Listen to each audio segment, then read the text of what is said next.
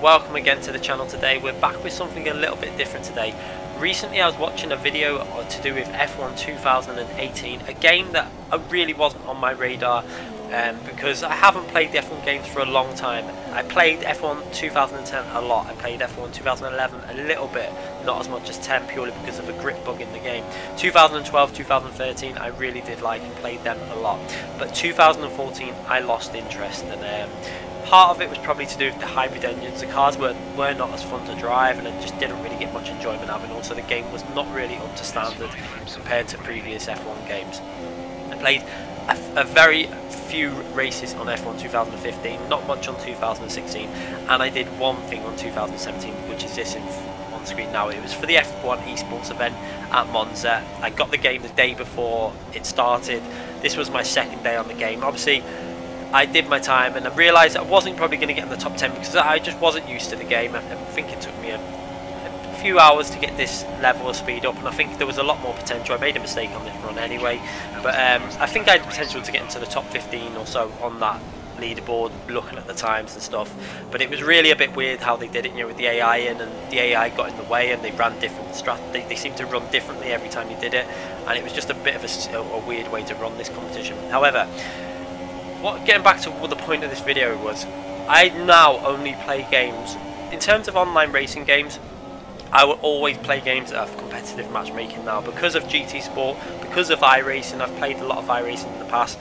You know, that was a game that opened my eyes to competitive matchmaking, and it's a feature that every single racing game has to have, in my view, to grab my attention. Because public lobbies, if you go into a Project Cars public lobby, you will witness terrible driving, just awful. I'm guessing F1 2017 is probably the same. I've never been in an online lobby on F1 2017 because I remember what they were like on the old games.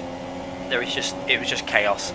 However, iRacing, if you go on a public lobby, you find the racing very clean in general. You still get incidents happen that, you know, occur and stuff that happens, but 90% of the time the racing is fair, it's clean, it's competitive.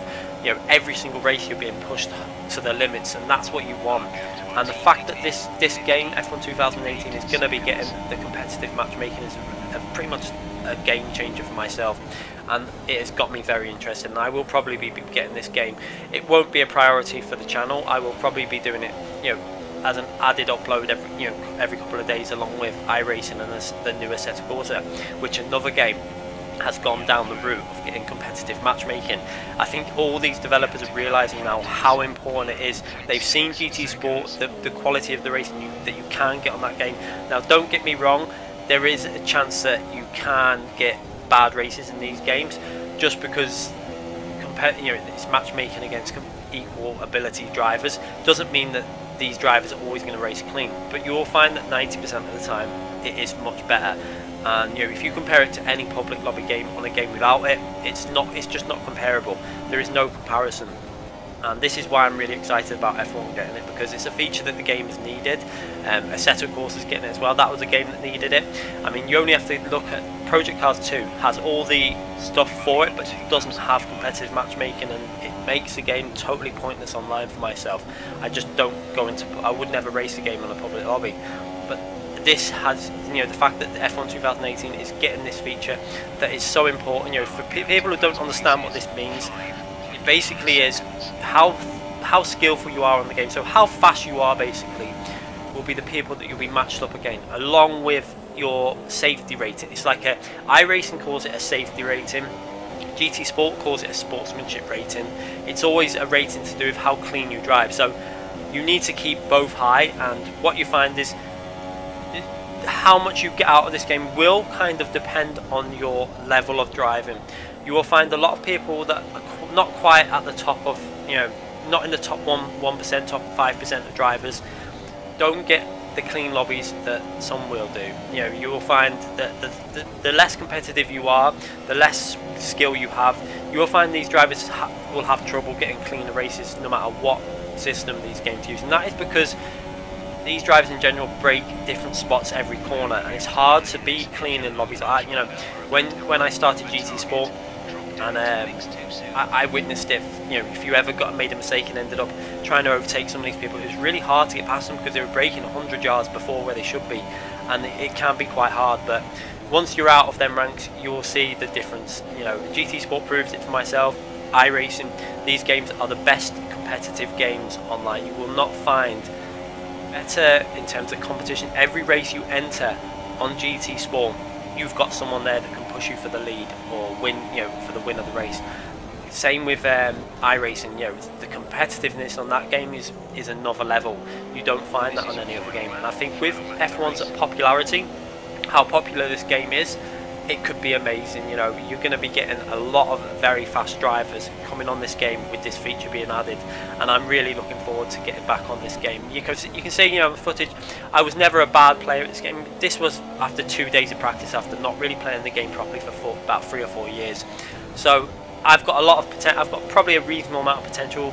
I would aim to be getting the top license in this game, and I would definitely be looking at doing, you know, uploading some race footages from this game, because I do like the idea of having that in the F1 games, and I think it is a game that will work, especially with the safety rating. You know, F1 is pretty much a non-contact sport, and I hope they introduce the feature to pretty much, you know, we want racing, but we don't want aggressive, you know, too aggressive, and that's what they need to implement into the safety rating or the sport, whatever they want to call it, that the system that, you know, determines how clean you drive. And they need to get it right. They need to look at iRacing and how they do theirs, and GT Sport. GT Sport has problems with their safety rating. It has issues with the penalty system that they need to ensure that they don't add into this game. They need to make sure they get it right. And, you know, because a lot of people have been put off with GT Sport because of their penalty system. They pretty much give a penalty to both drivers of a time penalty for anything, and they need to try and make sure that doesn't happen on this F1 game.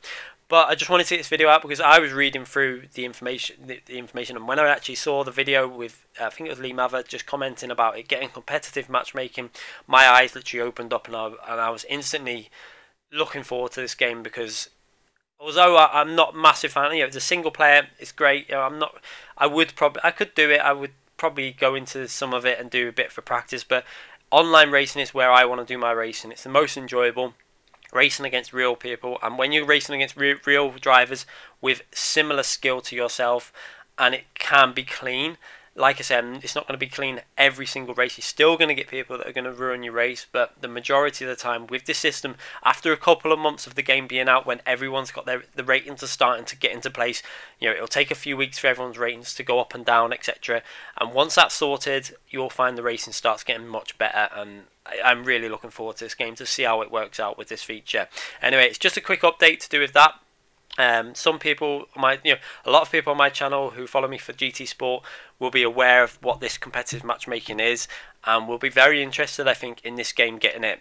So that was just the new feature that's going to be coming into the F1 games. I'm really looking forward to trying this feature out, to hearing more about it also in terms of, you know, the way they grade their rating systems for the safety rating, and also for the, you know, the competitive side of it, with, you know, to determine which splits you get put in. You know, if people don't understand, you will be put into there'll be set races where everyone can join, and then all them people that join the race will be divided into separate races, and you'll have a top split race with all the better drivers, and that's what I'm really looking forward to, you know, trying out and seeing what it's done like, whether they've got it sorted. You know, there can be issues for the start, so expect issues for the first few weeks. It might not have it perfect, but hopefully once they've got it all sorted, this game could be really big, and I'm really looking forward to it. So definitely will be uploading footage to do with this game when it comes out, mainly online racing, along with the newer Assetto Corsa competition. I think this is really good times for sim racing, because a lot of these games now are understanding they need to be implementing the system that pretty much iRacing started out with, you know, creating these lobbies that are dividing people up in terms of their ability and how clean they drive.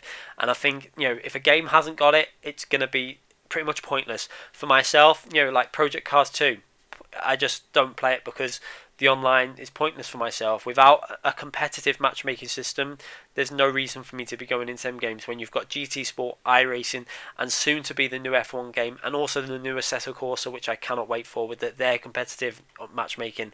It's really good times, and I can't wait for the future to see these how these games turn out, and I think everyone's going to be looking forward to a lot of these games. Anyway, hope you enjoyed this video. It's just a very quick update. If you haven't already subscribed to the channel, please give this channel a subscribe. I do upload every single single day on GT Sport mainly at the moment. Obviously it's going to be more games as these games start getting this competitive matchmaking system.